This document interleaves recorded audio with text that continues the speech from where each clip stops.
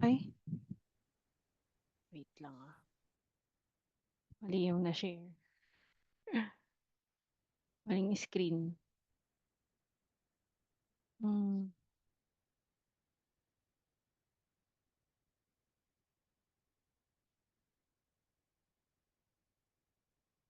second screen. Nagshi-sharing ka na po? Oo, pero Ano? advance, yung portion lang yung i-she-share ko, sana. Ay, Ay, okey. napupunta talaga siya sa ano, sige babaliktad ko na lang siguro. Wait lang, dalawa kasi yung monitor ko, eh.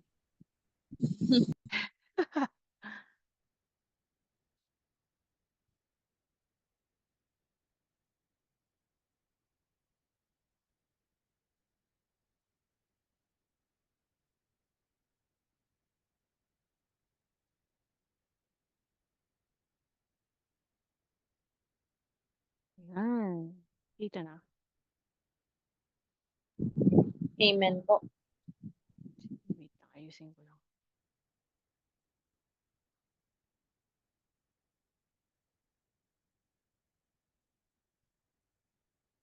Yung makita yung notes ko 'no?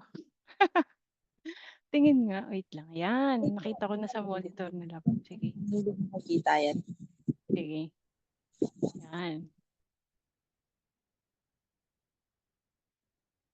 Sige, let us pray muna.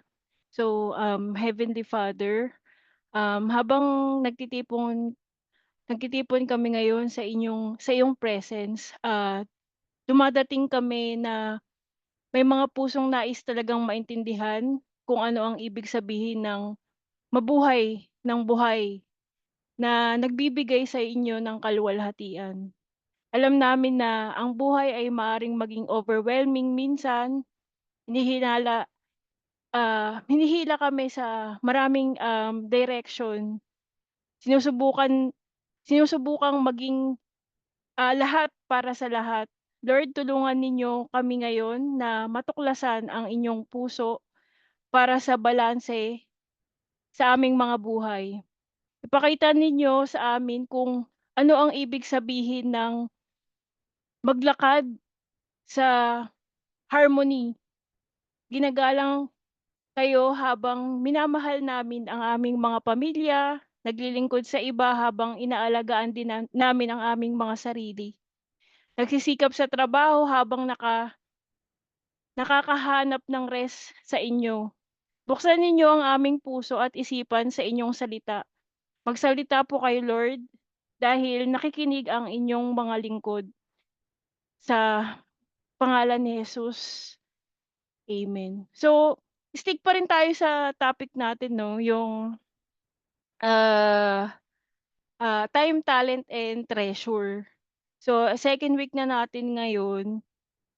So, hindi naman puwedeng ano, eh, mo baliktarin. Yung kumbaga, hindi puwede na meron kang 'di ba ang topic ngayon para yun sa ano, pagiging good steward even on little things. So, hindi kasi puwede na ano, na you are good steward tapos hindi balanse yung buhay natin bilang Kristiyano 'no. So, interconnected siya kumbaga. So, ano muna, basahin muna natin yung main verse natin sa Colossians 1:17. He is before all things, and in him all things hold together. So, good evening po TGFM family. So, gusto ko kayong mag-imagine 'no, na mga kasama ko ngayon. So, imagine ninyo na kayo yung nasa larawan. Isang skilled na tightrope walker pala yung tawag dun. So, trying to balance, trying to walk towards the end of the rope. Sobrang, mataas 'no, na mataas yung rope tapos parang isang mali mo lang maaari kang mahulog. So, mga kapatid, ito yung perfect picture ng Christian life. Tayo ay tinawag na maglakad sa path na nangangailangan ng divine balance. At tulad nung tightrope walker na ito, kailangan nating itutok yung ating mga mata kay Jesus, ang ating destination. Pero let's be honest, ilan sa inyo ang nakakaramdam ng struggle kayo sa paghahanap ng balance na 'yan? So, puwede niyong i-raise yung hand niyo. So, huwag kayong mahiya. Kasi, nabubuhay tayo sa mundo na parang design para mapagtuloy-tuloy o mapagtuloy tayo of balance. Constantly tayo hinihila sa iba't ibang direksyon. Kanina narinig ko si Pia, sabi niya ano, "Salamat sa Lord kasi sinu-stay niya ako sa mga madaming gagawin." Hindi ko alam kung paano nakakaya, ganyan. 'Di ba? Kasi usually talagang ano, talagang pagka multiple yung roles mo sa buhay minsan na-off balance tayo. So, sa work, gusto ng mga lead mo mas maraming oras na galing sa inyo, ganyan. Sa bahay kailangan kayo ng pamilya niyo. Sa church may mga ministry na kailangan ng volunteers, ganyan. So, ang katawan natin ay umiiyak na para sa rest. Pero ang isip natin tumatakbo sa lahat ng bagay na kailangan nating gawin. Gusto niyong mag-spend time kay God, pero kailan? Alam niyong dapat kayo mag-exercise, pero saan ang time? Gusto niyong maging generous, pero patuloy yung pagdating ng bills. So, ilan sa atin masyadong workaholic, nakatingin ako kay Love, workaholic at na-ignore ang pamilya. Iba naman ay naging sobrang busy sa paglilingkod sa church na nakalimutan na ang mag-spend ng time sa Lord na, pinaglilingkuran natin. Ilan sa atin ay sobrang focus sa pagbibigay financially na nagiging alipin na ng pera. Iba naman ay sobrang heavenly minded na walang earthly good.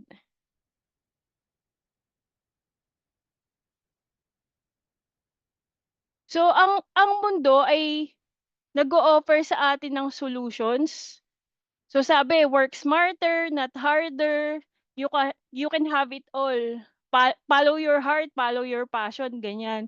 Pero yung mga slogans na ito ay mas nagiging frustrating pa kaysa sa nagiging helpful. Dahil hindi nila naa-address ang heart issue.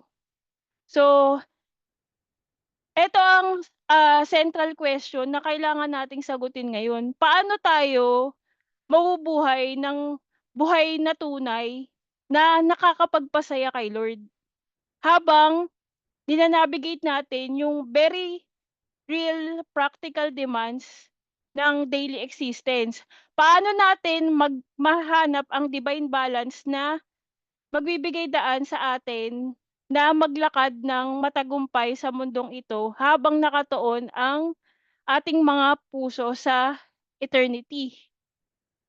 Ang sagot, hindi makikita sa time management techniques o life hacks. Makikita ito sa pag-unawa sa disenyo ng Diyos para sa balanced living. Ngayon, matutuklasan natin yung 4 na essential pillars na makatutulong sa atin na magtayo ng buhay na may godlike harmony.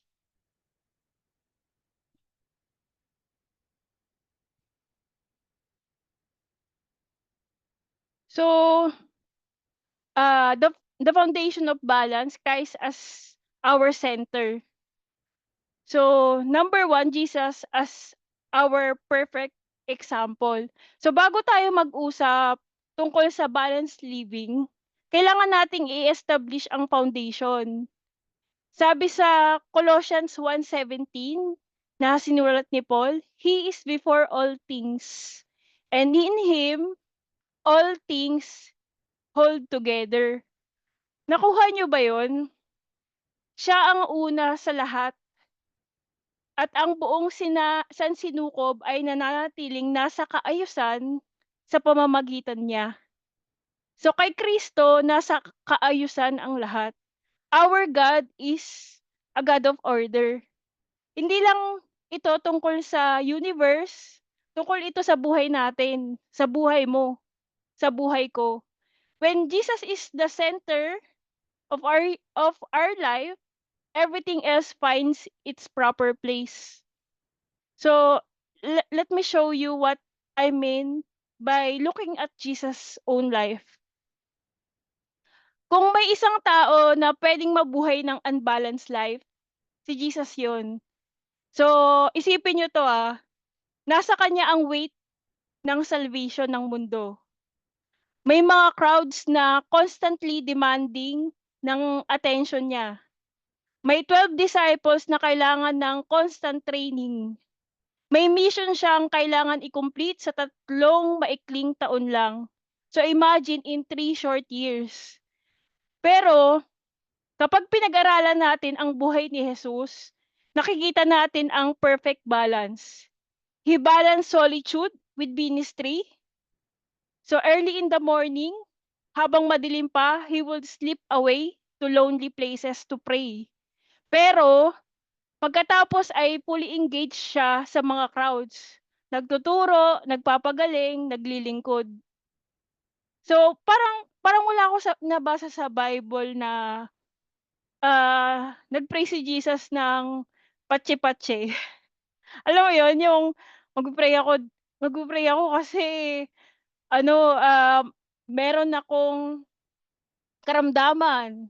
Magpe-pray ako kasi, um, nagwo-worry ako. Parang wala akong gano'n nabasa sa Bible about Jesus, parang gano'n. So, hindi siya patsi-patsi, early in the morning habang madilim pa, he would slip away to lonely places to pray. So, he balanced compassion with truth. Noong dinala sa kanya ang babaeng nahuli sa adultery, nagpakita siya ng compassion. Sabi niya, "Neither do I condemn you." Pero, nagsalita din siya ng katotohanan. "Go and sin no more." Hindi niya kinompromise ang truth para lang maging nice at hindi rin niya ginamit ang truth as weapon para saktan ang mga tao. Second, he balanced grace with justice. Kumain siya kasama ng mga tax collectors at sinners, nagpapakita ng radical grace. But he also cleansed the temple, showing that some things cannot be tolerated. So itinaboy niya ang mga nagtitinda at namimili roon. Ito ang maganda sa balance ni Jesus. Hindi ito tungkol sa equal time allocation. Hindi siya nag-spend ng exactly 8 hours sa ministry, 8 hours sa prayer, 8 hours sa pagtulog. Ang balance niya ay nanggagaling sa mas malalim na bagay. Ang kanyang mga priorities ay perfectly aligned sa will ng Panginoon. Noong nahanap siya ng mga disciples na nakikipag-usap sa Samaritan woman, hinimok nila siyang kumain. Pero sabi ni Jesus, "I have food to eat that you know nothing about. My food is to do the will of Him who sent me and to finish His work." This is the key to Christian balance, mga kapatid. When Christ is truly at the center of our lives, when our highest priority is doing the Father's will, everything else begins to fall into its proper place. Balance isn't achieved through human effort alone. It comes through divine alignment. Tanungin natin ang ating mga sarili. Si Jesus ba ay tunay na center ng buhay nyo, ng buhay natin? O siya lang, isa lang siya sa maraming competing priorities. Dahil hanggang hindi siya ang nasa center, lagi tayong magiging off balance. So, the danger of extremes. Ngayon, bakit ito sobrang importante? Because the Christian life is constantly threatened by extremes. Sabi sa Ecclesiastes 7:16-18, sabi ni Solomon, who is the wisest man who ever lived, sabi niya, do not be overly righteous, nor be overly wise. Do not be overly wicked, nor be foolish. It is good that you grasp this, and also not remove your hand from the other. For he who fears God will escape them all. Maaring confusing ito sa simula. Hindi ba maganda ang maging righteous? Siyempre, pero binabantaan tayo ni Solomon laban sa mga extremes na naglalayo sa atin sa puso ng Diyos. So here's the biblical example. Yung mga Pharisees ay overly righteous. They were so focused on following rules that they missed the heart of God.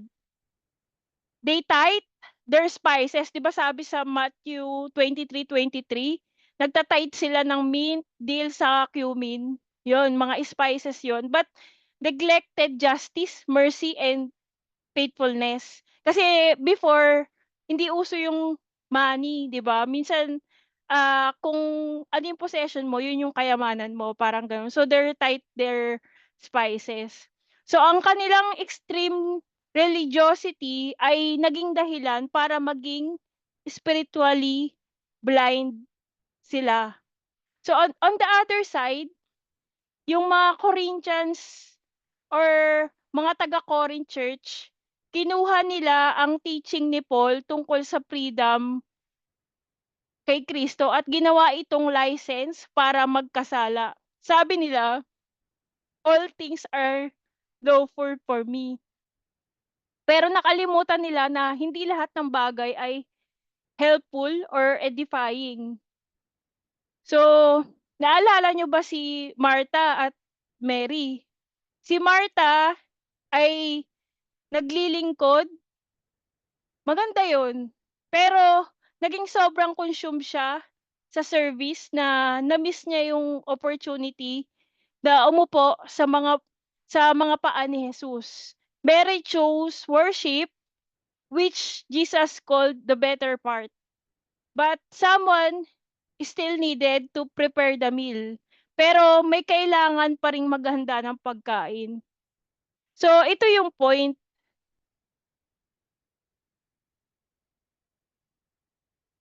Ang service at worship parehong kailangan. Ang work at rest parehong kailangan. Ang grace at truth parehong kailangan. The key is knowing when and how much of each. So sa ating modern context, ipakita ko sa inyo kung paano nagkakaroon ng extreme na ito. So may mga Christian na nagiging all work at walang worship. Sobrang busy sila sa paggawa ng mga bagay para kay God na hindi na sila nag-i-spend ng time kasama ang Diyos. Naglilingkod sila sa lahat ng committee, volunteer sa lahat ng project, pero ang prayer life non-existent. Iba naman ay nagiging all study at walang service. Nakaka-quote sila ng scripture backwards at forwards.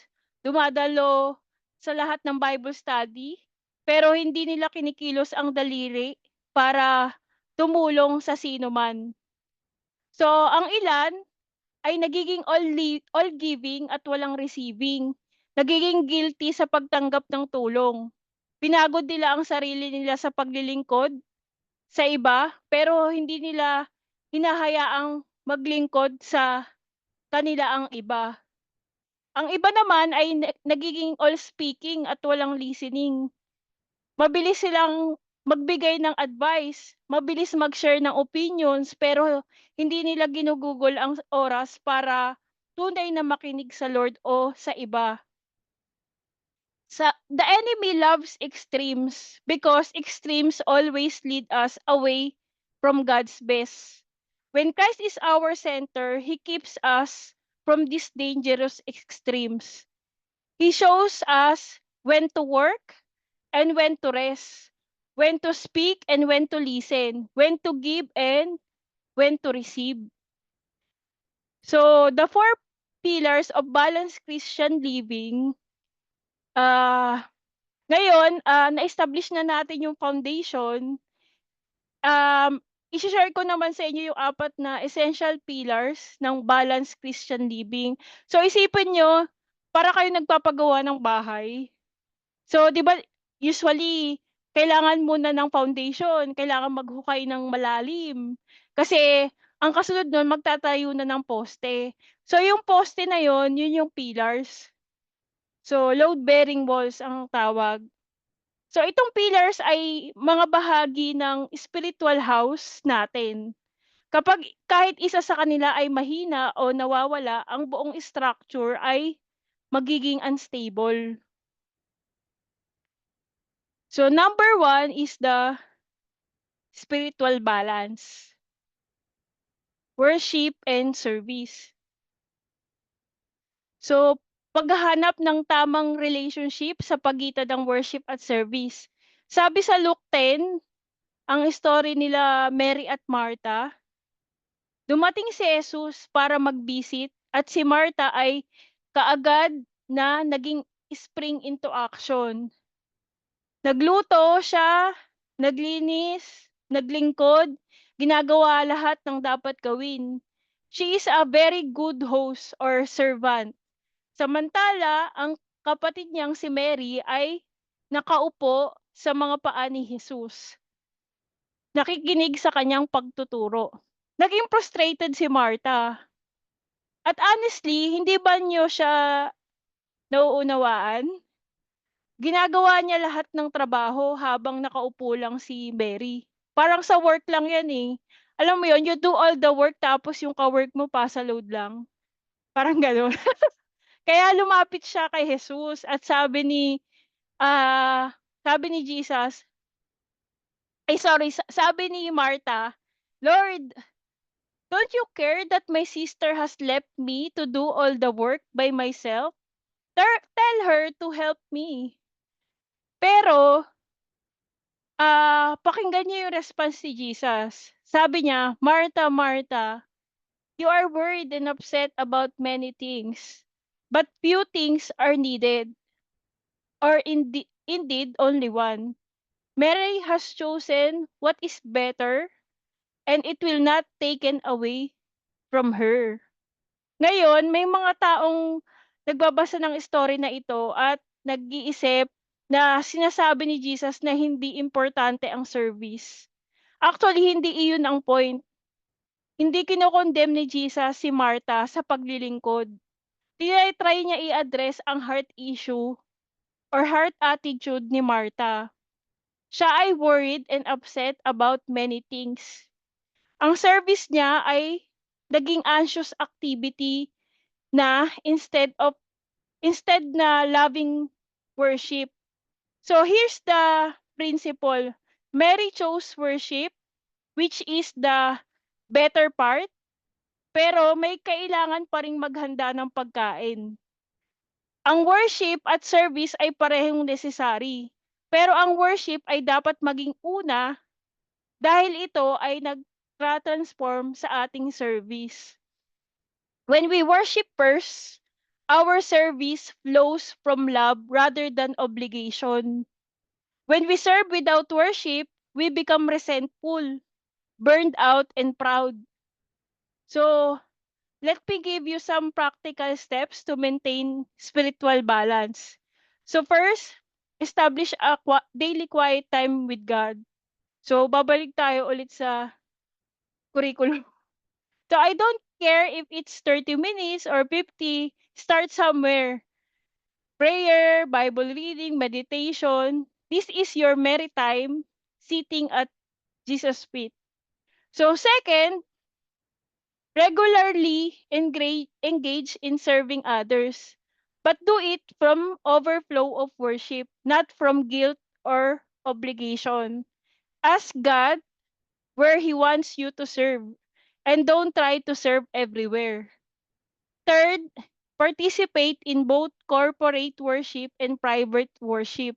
We need the body of Christ, and we are all body of Christ, and the body needs us. Fourth, learn to say no. Jesus said no to good things to say yes to better things.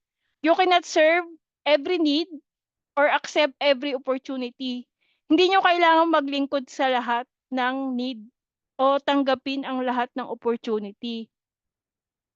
So, meron ding mga warning signs na ang spiritual life natin ay out of balance.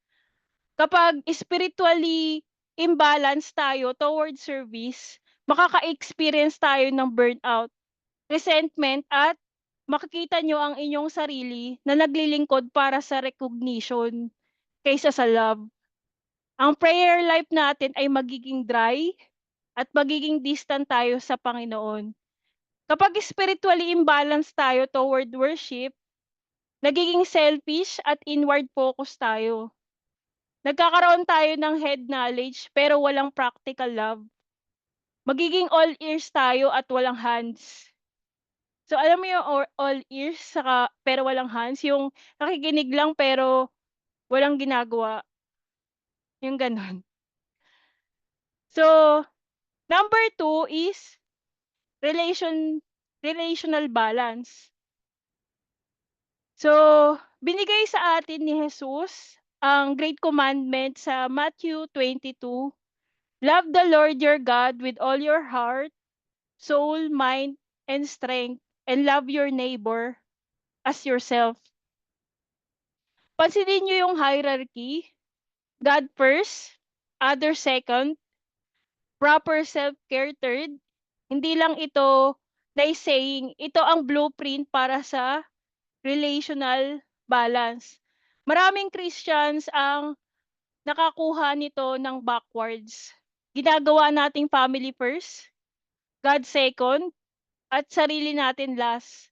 O ginagawa nating ministry first, family second, at si God, nakukuha na lang yung tira-tira. Pero kapag sinunod natin ang order ni Jesus, mas gumaganda ang lahat. Mas gumagana. Pag-usapan natin yung family first principle. Pagkatapos ng relationship natin kay Lord, ang pamilya natin yung unang ministry natin. Hindi natin maitatayo yung kingdom ng Lord habang sinisira natin yung ating sariling household. Nakita ko rin before na masyadong maraming pastors, maraming church leaders, masyadong maraming well-meaning Christians na sobrang busy sa paglilingkod kay Lord na nawala nila ang kanilang mga marriage at na-alienate yung kanilang mga anak. So hindi yun ang plano ng Diyos. Ang spouse natin ay mas kailangan tayo kaysa sa church. Ang mga anak natin ay mas kailangan tayo kaysa sa committee. Kapag single naman, applicable ito sa mga relationship natin sa ating magulang, kapatid, close friends. Ngayon, hindi ako nagsasalita tungkol sa pagiging selfish o paggamit ng family as excuse para iwasan ang service. Nagsasalita ako tungkol sa priorities. Kapag may conflict sa pagitan ng family time at ministry time, usually ang family ang nananalo. Kapag may choice sa pagitan ng attendance sa another church meeting o presence para sa laro ng mga anak, syempre pipiliin niyo ang mga anak niyo. Pero heto ang balance. Kailangan din natin ng Christian community. Sinasabi sa atin ng Hebrews 10:25 na wag nating iwanan ang pagtitipon-tipon. Kailangan natin ng accountability, fellowship, encouragement mula sa ibang believers. So, some of the practical ways naman para sa relational balance, you can schedule regular date with your spouse, and don't cancel them for church activities. Have device-free family time every day, even just during dinner. Invest in mentoring relationship, both being mentored and mentoring others. participate in small group or accountability partnership. So, eto yung warning signs naman ng relation balance. So, sobrang busy ba kayo para kay God? Kapag hindi niyo mahanap ang time para magdasal, magbasa ng Bible, o maging still kasama ang Diyos, relationally imbalance na tayo. Sobrang busy ba kayo sa pamilya? Kapag nakaramdam ang pamilya niyo na nakikipag-compete sila sa ministry ninyo para sa attention niyo, so imbalance na 'yun. Isolated ba tayo sa Christian community? Kapag hindi tayo regularly nakikipag-connect sa ibang believers, tumatanggap ng encouragement at nagbibigay ng encouragement, we're missing a crucial element. Actually, number one sign ng spiritually drought na ang isang tao, nag-a-isolate na. Minsan hindi na nagre-reply sa leader, ganyan, kahit kinakamusta lang naman, ganyan. So, yun. Number 3 pillar, physical balance, stewardship of the body. So, ang pangatlong pillar ay maaaring makakagulat sa ilan sa inyo. So, physical balance. Sabi sa 1 Corinthians 6:19-20, do you not know that your bodies are temples of the Holy Spirit who is in you, whom you have received from God? You are not your own. You were bought at a price. Therefore, honor God with your bodies. Ang katawan natin ay templo ng Holy Spirit. Concerned ang Diyos sa buong pagkatao natin, hindi lang sa kaluluwa natin. So physical health affects spiritual effectiveness, emotional stability, and relational capacity. Kaya nga, ang atake ngayon ng kaaway ay sa physical health din. No, masarap pa naman kumain. Ngayon, hindi ko sinasabi na kailangan nating maging fitness fanatic o kumain na lang ng dahon. Nagsasalita ako tungkol sa basic stewardship ng katawan na binigay sa atin ng Diyos. So, hatiin ko 'yun sa 4 na areas. Una, rest. So, itinalaga ng Diyos ang Sabbath principle, 6 na araw na trabaho, 1 araw na pahinga. Hindi lang ito Old Testament rule. Kahit si Jesus na may 3 taon lang ng ministry, regularly ay nagwi-withdraw para magpahinga at magdasal. Marami sa atin ay nabubuhay ng lumalabag sa disenyo ng Panginoon about rest. Nagtatrabaho tayo ng 7 araw sa isang linggo, laging connected sa devices, panay ang FB, panay ang ML, panay ang Netflix, hindi tunay na nagpapahinga. Actually, hindi iyon biblical at hindi iyon sustainable. Pangalawa, exercise. Sinulat ni Paul sa 1 Timothy 4:8, physical training is of some value.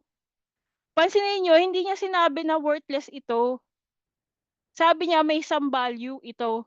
Hindi kailangan niyo tumakbo ng marathons, pero kailangan ng katawan natin ng movement para mag-function properly.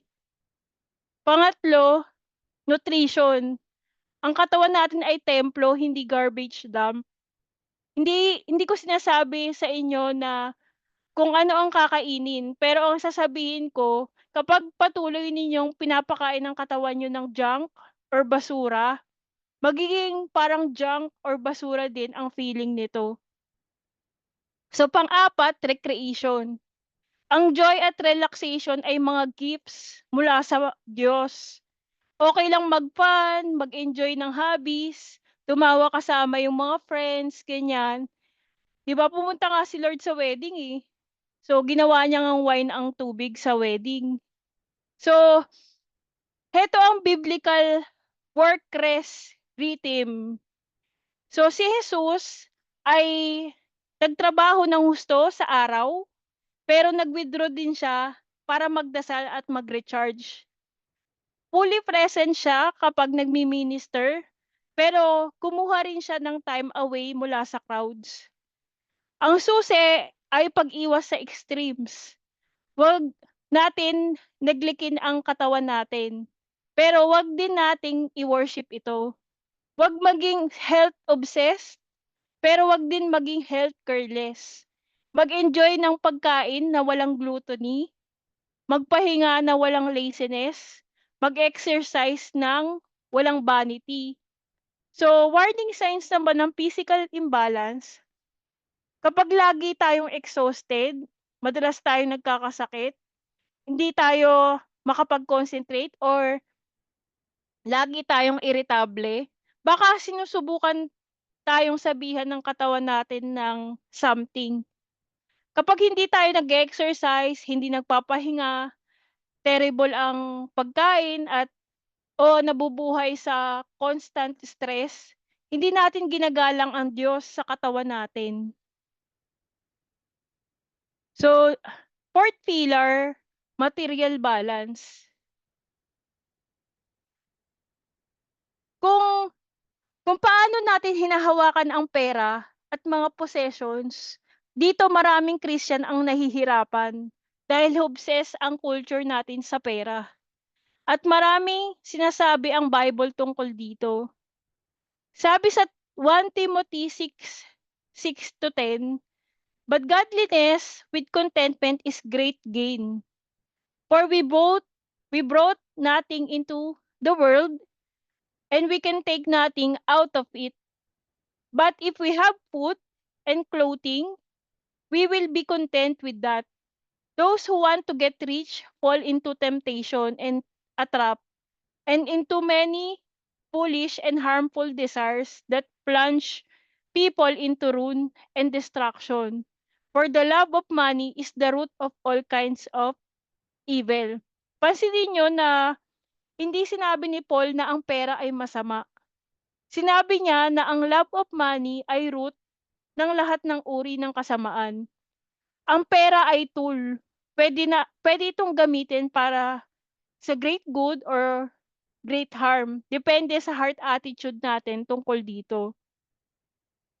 Sinabi ni Jesus sa Matthew 6:24, "You cannot serve both God and money." This does not mean you can't have money. It means money can't have you. So, bigyan ko kayo ng 4 na practical principles para sa material balance. Una, earning. Magtrabaho kayo para kay Lord na may integrity and diligence. Gumawa ng excellent work, pero 'wag gawing Diyos ang trabaho. 'Wag i-compromise ang values natin para kumita ng mas marami. At 'wag magtrabaho ng sobra na isasakripisyo na natin yung pamilya and spiritual life. Pangalawa, spending. Mag-practice tayo ng wise stewardship. Tanungin natin ang sarili, kailangan ba itong purchase na 'to? Nakapagbibigay galang ba ito kay God? Binibili ko ba ito para sa need or para sa ego ko? Huwag gumastos ng higit sa kaya natin at huwag umutang para sa mga bagay na gusto natin pero hindi natin kailangan. Pangatlo, saving. Tinuturuan tayo ng Proverbs na maging tulad ng langgam. Mag-plan ahead at mag-save para sa future. Pero huwag mag-hoard ng pera dahil sa takot o greed. Mag-save ng wisely pero ultimately, trust the Lord who provides. So, pang-apat, giving. This is the most important one. Generous giving keeps money in its proper place in our hearts. When we give, we're declaring that God is our provider, hindi ang ating mga trabaho o negosyo, not our paycheck. So, here's the generosity provision balance. Give generously, but also provide for your family. Sinasabi ng 1 Timothy 5:8, anyone who does not provide for their relatives and especially for their own household, has denied the faith and is worse than an unbeliever. Kaya kailangan natin maging generous sa kingdom ng Diyos at wise providers para sa ating mga pamilya. Kailangan natin nitong wisdom and balance. Trust ang provision ng Diyos habang responsible sa binigay niya sa inyo. Mag-store ng treasure sa langit habang wise na namamahala ng earthly resources. So ano ba yung mga warning signs na material imbalance? Kapag lagi tayong nagwo-worry tungkol sa pera, kapag hindi tayo makatulog sa gabi dahil sa financial stress, baka mas trusted natin ang pera kaysa kay Lord. Kapag hindi tayo makapagbigay generously, kapag bawat donation sa church o charity ay nagiging burden na, baka masyadong malakas ang hold ng pera sa puso natin. Kapag nagtatrabaho tayo ng sobra, na nagsasuffer ang pamilya at spiritual life natin, baka ginagawa na nating Diyos ang trabaho. Kapag gumagastos tayo ng higit sa kita natin consistently, kapag lumalawak tayo sa utang para sa mga bagay na gusto natin pero hindi natin kailangan, out of balance tayo sa pamumuhay.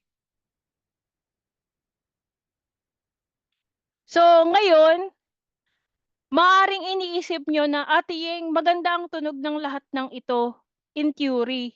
Pero paano ko ba talaga gagawin ito? Sobrang chaotic ng buhay ko ngayon.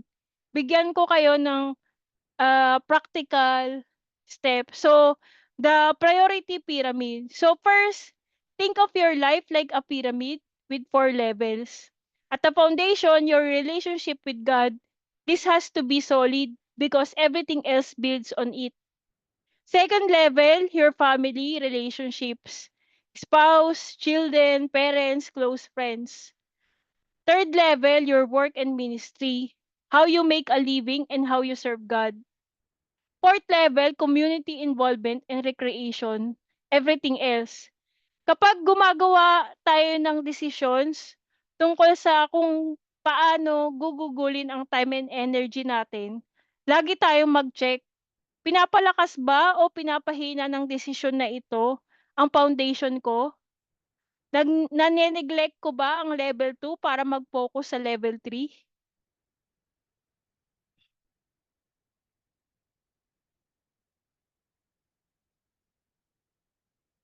So second, establish daily rhythms. Start your morning with prayer and scripture, even if it's just 30 minutes. Set your daily routines based on biblical values, not just what's urgent. Throughout the day, practice the presence of God. Ask yourself regularly, am I living according to my stated priorities? Or am I just reacting to whatever's in front of me? So end your day with reflection and thanksgiving. Spend time with family without distraction. Get adequate rest. So, sa weekly and seasonal rhythms, third, think in weekly and seasonal rhythms. Take a real Sabbath every week, a day when you rest from your work and focus on worship, family, and refreshment. Plan regular family time, ministry involvement, and personal recreation. Think okay, seasonally too. Plan regular spiritual retreats or intensive times with God. Take real vacations. Celebrate holidays and create family tradition. Periodically evaluate our life and make adjustment. What's working, what's not, what needs to change.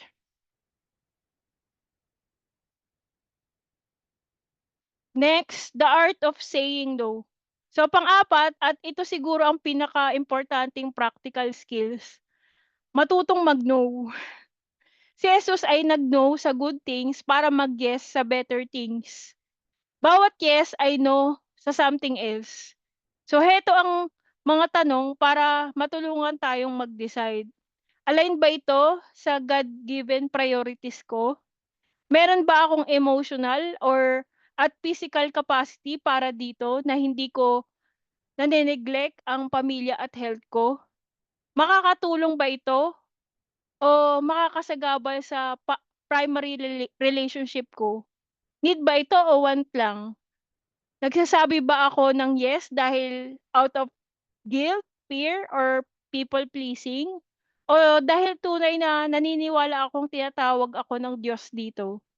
Remember, when you say no to good things, you're actually saying yes to better things.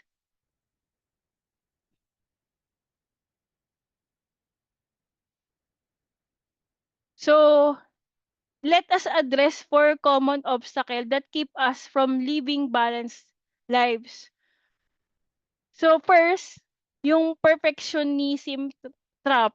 May mga isa sa inyo na nag-iisip, hindi ko kaya mag-balance ng lahat ng ito perfectly. Failing na ako just thinking about it. So listen carefully. The goal is not to perfectly balance everything all the time. That's impossible and it's not what God expects. So life has seasons. Sometimes kailangan nating mag-focus more sa family. Kapag may new baby, kapag may nagkakasakit, during major transitions, sometimes ang work ay magre-require ng extra attention. During busy seasons, special projects or career changes. Sometimes ang ministry ay kailangan ng more focus during time of crisis or special opportunities. The key is being intentional about these seasons and not letting temporary imbalance become permanent lifestyle. Also remember that progress, not perfection, is the goal. God's grace covers our failures and imbalances. Is more interested in the direction of our hearts than the perfection of our schedule. Second, cultural pressure. Ang society natin ay nagde-define ng success na very different from what God does. Sinasabi ng culture na success ay about achievement, accumulation, at advancement. Sinasabi ng Lord na success ay about faithfulness, relationships, at character. Sinasabi ng culture na business ay badge of honor. Sinasabi ni God na rest ay spiritual discipline. Sinasabi ng culture na you should be able to have it all at do it all. Sinasabi ni God na kailangan yung mag-make ng choices at mag-set ng priorities.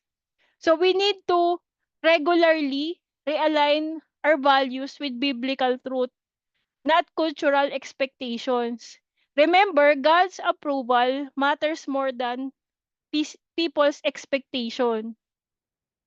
So third, guilt and condemnation. May mga isa sa inyo na nafi-feel guilty kapag hindi doing enough. Nafi-feel ninyong guilty for resting, guilty for saying no, guilty for taking care of yourself. Ang guilt na yan ay hindi galing kay Lord. Minsan masyadong mataas lang yung stress level natin sa katawan. Scientifically, madami tayong cortisol sa katawan. So sinasabi sa Romans 8:1, there is now no condemnation for those who are in Christ Jesus. Your worth is not based on your performance. God loves you as you are, not as you should be. Balance is a journey, not a destination. You're learning and growing, and that's exactly what God expects. So, fourth, comparison with others. You look at other people's lives and think they have it all together. They're better Christians than I am. They're more balanced than I am. So stop it. God has different plan for each person. Your season of life affects your balance.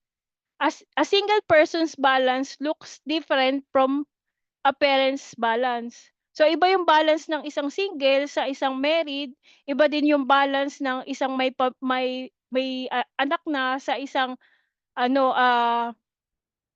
young adult. So focus on your unique calling, not on comparing yourself to others. Celebrate others without comparing.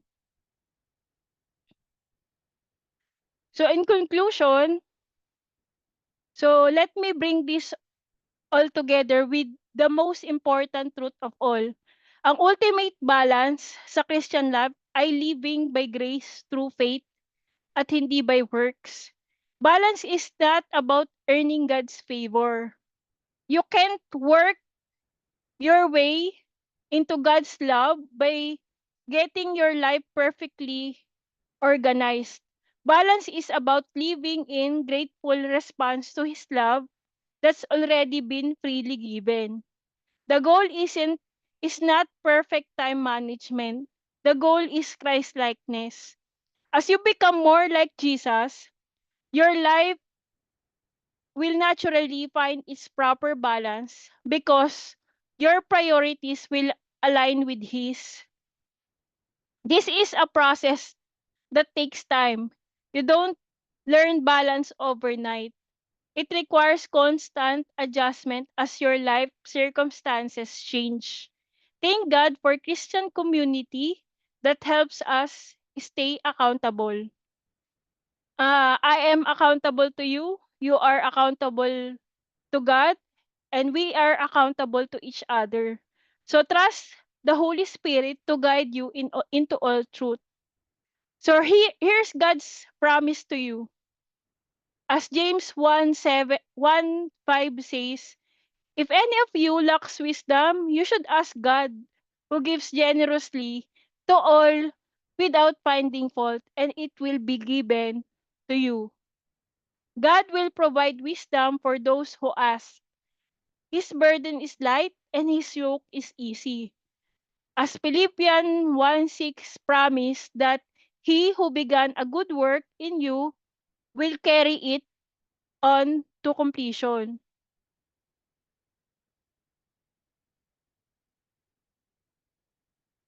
So, let me close with this illustration, no? So, I'm not a singer, pero may hearing naman tayo when it comes to music, di ba? Kaya nga tayo nakakapag-dance dati. So, ang skilled musician ay hindi nagpe-play ng every note with equal volume or emphasis. So, ang beauty ay nanggagaling sa knowing when to play loud, when to play soft, when to pause, or when to crescendo. So, yung same piece of music, pwedeng mag-iba yung sound, completely different, depending kung paano mo siya i-play. So, similarly, ang balanced Christian life ay hindi about equal distribution ng time sa every area. It's about playing each note of life at the right time with the right emphasis, all conducted by the master's hand. So, some seasons ay wait lang na yung battery. Wait lang po Saksak ko lang.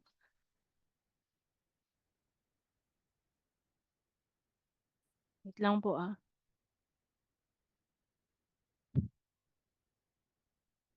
Magana yung battery.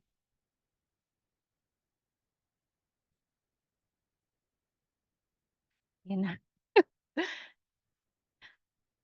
So, some seasons ay itatawag kayo niya to play the work note loudly. Other seasons, ang family note ay magte-take precedence. Sometimes, ang rest note ay exactly what the song needs. Sometimes, ang service note ay magki-create ng beautiful melody.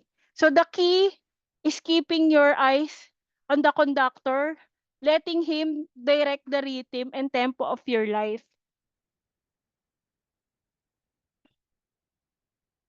So, before we leave today, gusto kong bigyan kayo ng specific actions. So, this week, Evaluate natin ang current life balance natin using the 4 pillars na diniscuss natin kanina. Which area needs the most attention? So, choose one specific change na pwede nating gawin this week sa area na most out of balance. Find someone na pwedeng maging accountability partner. Someone na pinagkakatiwalaan nyo to help you maintain balance. Commit to spending time with God every day this week. So, kahit 30 minutes lang, no? So, long term, every month, reassess natin yung priorities natin at mag-make ng adjustment as needed. Seek mentorship from mature believers na magmo-model ng balanced living. Remember na balance ay lifelong journey of growth, hindi one-time advancement. Ang goal ay hindi perfection, it's progress. Take one step at a time. Trust God's grace and watch Him bring uh, harmony sa life natin. May you walk sa balance na nagdadala ng glory kay Lord at deep joy sa heart natin. So, let us pray.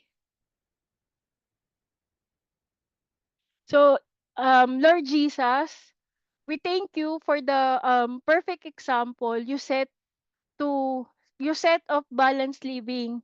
We confess na too often we've tried to find balance through our own strength and wisdom, and we've ended up more frustrated than ever. Help us na gawin kang true center ng lives namin, ang foundation around which everything else finds its proper place. Give us wisdom na malaman when to say yes and when to say no. Help us na mag-rest sa grace mo kapag nag-fail kami, and to trust your guidance as we seek to honor you sa every area ng lives namin. For those na nafe-feel overwhelmed right now, bring your presence. For those na burned out from trying to do too much, give them permission na mag-rest. For those na nagne-neglect ng important areas ng lives nila, give them courage na mag-make ng necessary changes. May our balance living be a testimony sa goodness and grace. Sa goodness and grace mo. May others see sa amin ang peace na nanggagaling from walking in step with you. Help us na remember na this is a journey, not a destination. At yung grace mo is sufficient sa every step, for our every step. In your precious name we pray. Amen.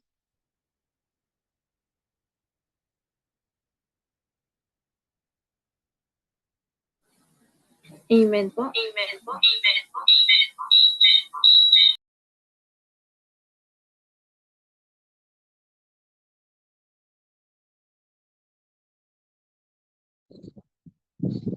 Amen po.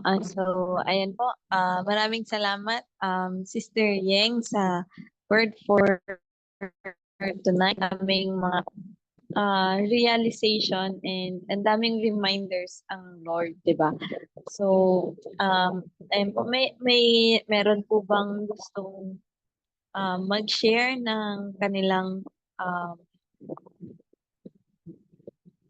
mag-share po ng kanilang insights for the word for tonight po bago po ako mag-volonturo.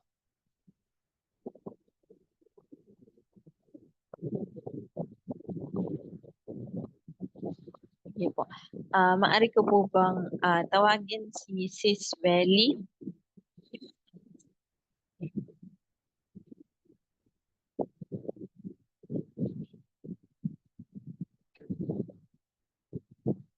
Mukhang hindi po available. Sige po.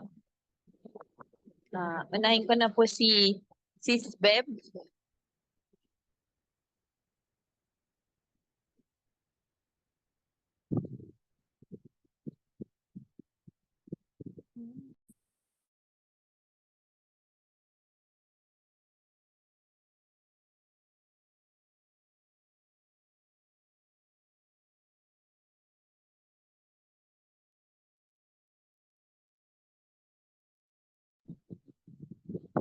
Okay po.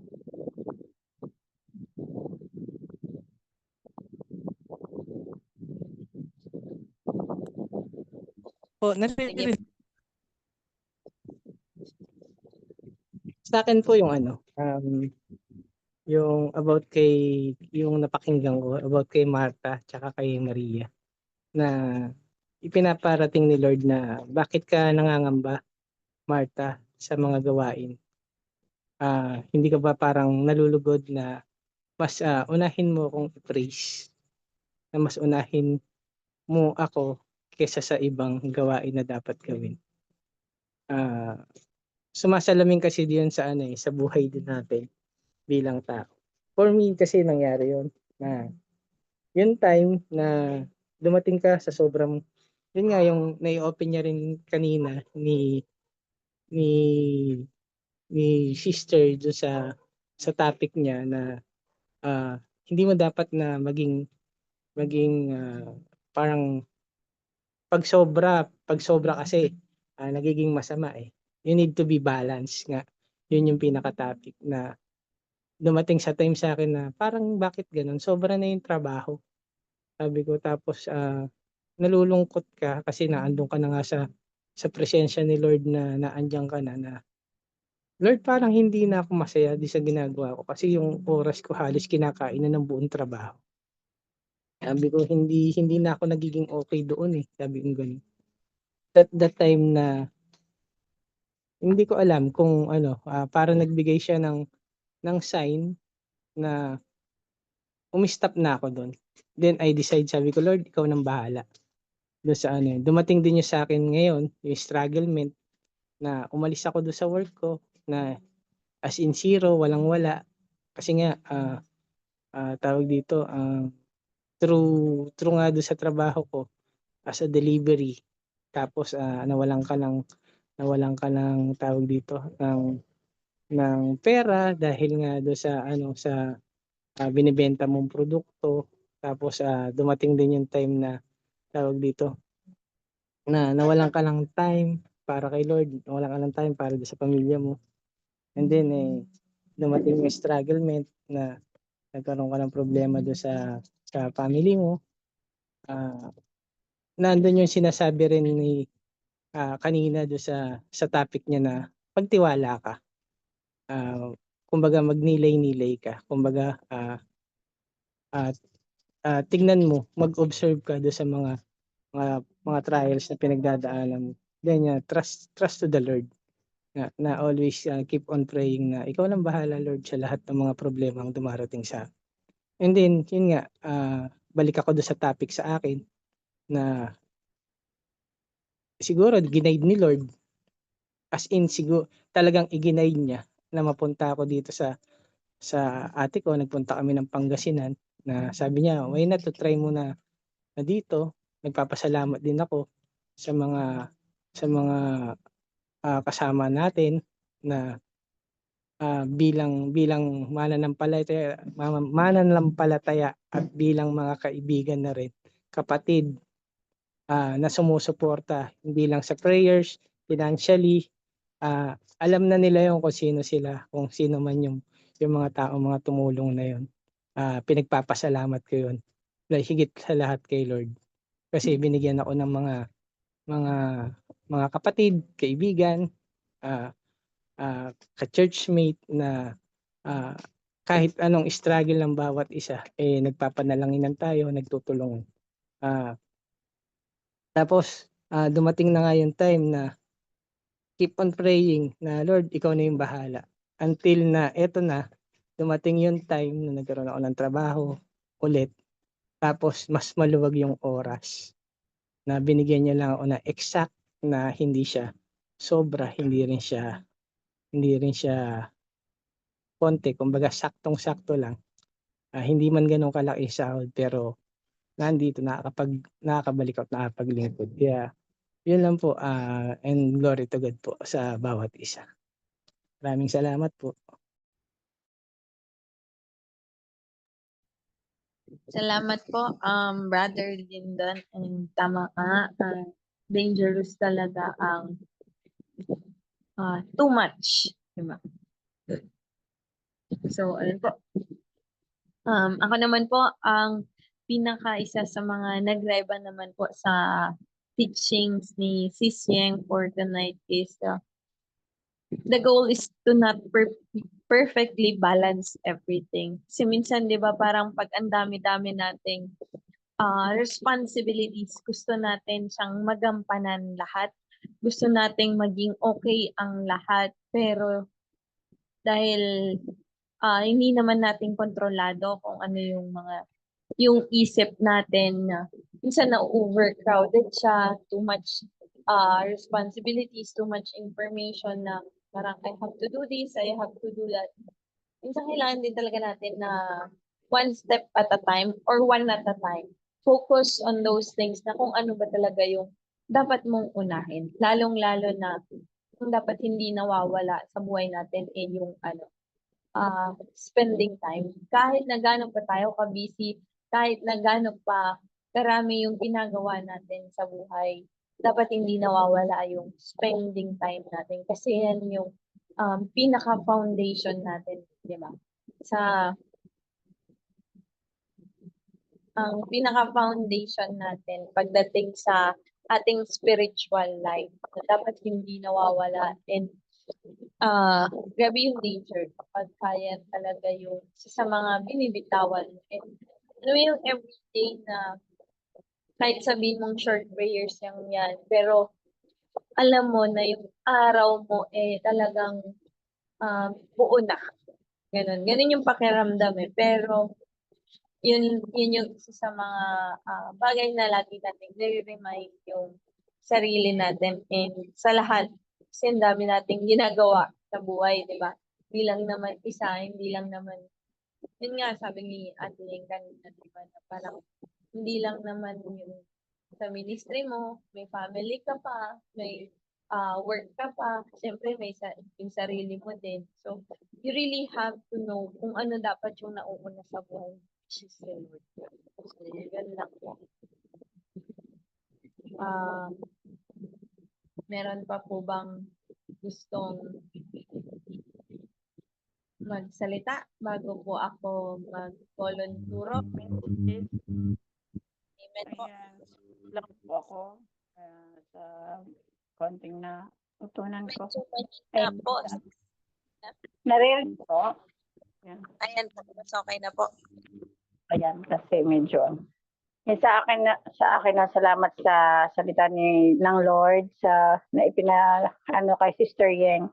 Ayan, sa akin yung natutunan natin legit talaga na yung kabisihan natin sa araw-araw. Tapos yung maging balanse pala tayo dapat. Yun yung reminder sa akin. Sa atin, reminders na maging balanse tayo sa lahat, sa pamilya natin, sa mga ginagawa natin, ilaan natin yung priority natin kung sino talaga yung pinaka-priority natin, hindi yung Panginoon ang magiging third na lang sa buhay natin. Kasi siya ang nagbigay ng buhay natin, kaya sa kanya tayo dapat, siya dapat ang nauuna dahil naglilingkod tayo sa kanya. Sa atin minsan, ayon, lahat gusto na natin gawin. Pati yung mga problema dati sa Pilipinas, poproblemahin pa natin. Nag-aalala tayo sa mga bagay-bagay. Diba? Nag-aalala tayo kung paano na kaya yun. Paano na kaya yung mga ganun. Marami tayong mga anxieties na hindi tayo nakakatulog. Na hindi naman na dapat nating gawin. Na ang dapat ay ipanalangin na lang natin kay Lord at ipagkatiwala pero hindi natin nagagawa. Na ay yung nagiging second choice na lang natin ng Panginoon.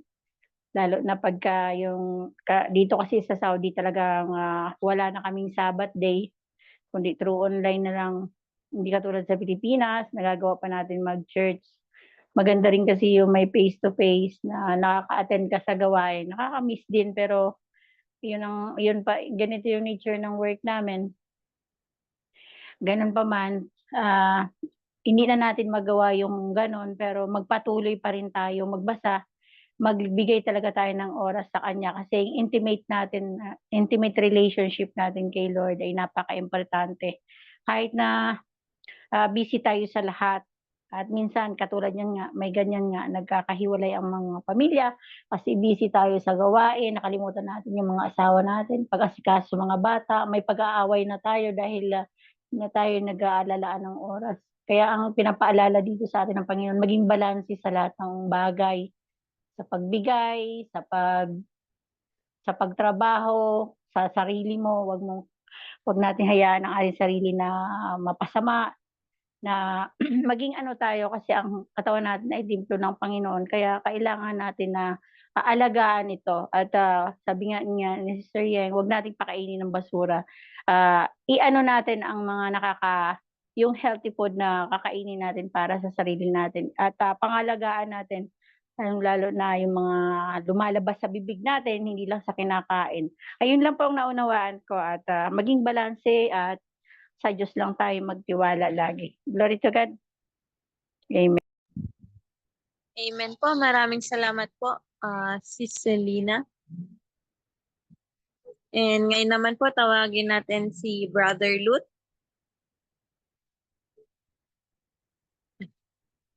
Wala na po pala.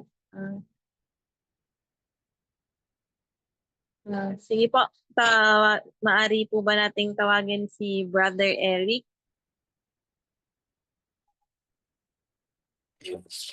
Thank you, Pia. Maganda po yung mensahe na naibahagi ni Yeng, no?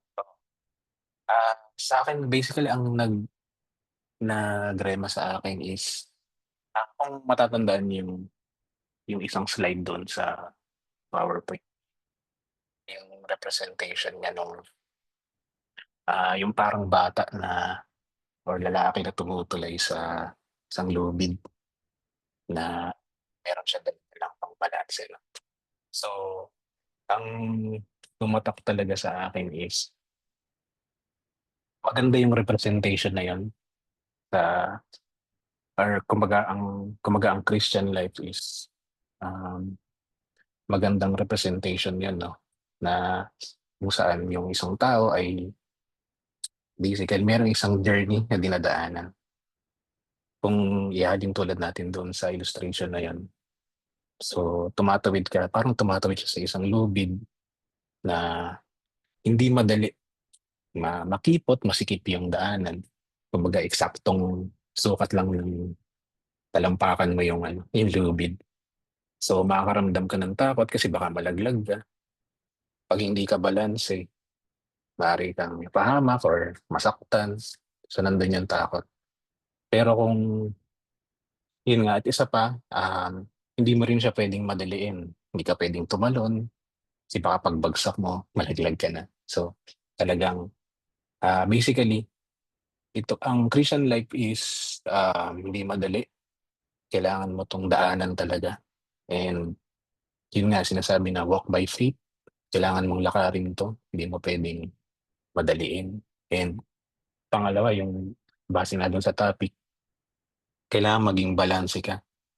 Pagka minsan, kasi may mga activity tayo sa buhay, kaya ng mga na-share nga niya yung na iba't ibang commitments natin. So pag medyo naglilin towards sa kaliwa ka, malalaglag ka, papahamak ka. Naglilin towards ka sa kanan, papahamak ka pa rin. Pero kung si Lord ang naging sentro ng buhay mo, kung babalikan natin yung illustration, nakatingin ka lang sa gitna, mababalanse ka, hindi ka malalaglag either kaliwa or kanan. Magiging balanse yung tindig mo, magiging balanse yung buhay mo. And isa pa dun sa lesson na natandaan ko is yung hindi naman porket pag sinabing balanced is yung pagbibigay ng equal time sa bawat mga ginagawa natin sa buhay. Kumbaga, hindi naman ibig sabihin na 8 oras kang nag-praise sa isang gawain sa 8 oras din. Hindi ganun Sabi doon, it's not about giving equal time. It's about priorities. So kung babalikan natin yung illustration,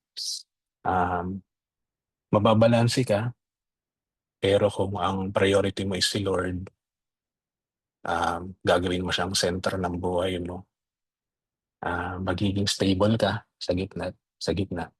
Hindi ka malalaglag sa daan mo.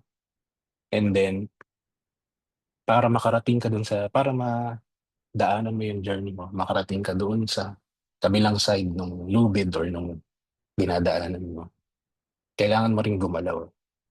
So, kung si Lord ang priority mo sa buhay, magiging balanse ka, hindi ka mapapahamak, and meron ka rin responsibility sa part mo, sa sarili natin na kailangan mong gumalaw. And yung paggalaw mo is towards the center, which is Lord. Para makarating ka doon sa other side, kung saan man patungo yung dinadaanan mo sa buhay.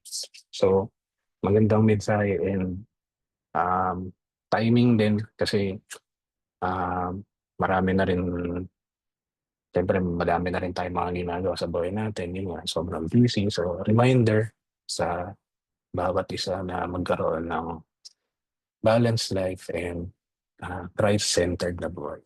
So, yun lamang po sa akin. Salamat. And to God be the glory po.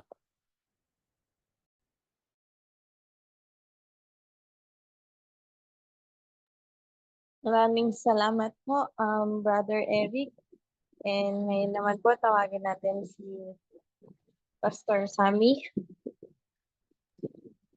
Yun, so praise God. So napakaganda nung message ng Panginoon through Sister Yen. Thank you, Yen, for sharing God's word sa atin. No? So praise God, napakaganda rin talaga. It's really having a balanced life. So actually kanina habang nakikinig ako sa mga nag-keeper and then kay Yen, so nagkaroon din ako ng self-evaluation, self-assessment. Balance nga ba yung buhay ko? Actually kung babalikan ko, simula nung maliit ako, sa family ko hanggang naging Kristiyano ako, marami talaga mga imbalances. Which is na-realize ko din personally. Dahil sa mga imbalances na yon, nagkaroon ng mga failures sa buhay. Some imbalances then leads to sicknesses.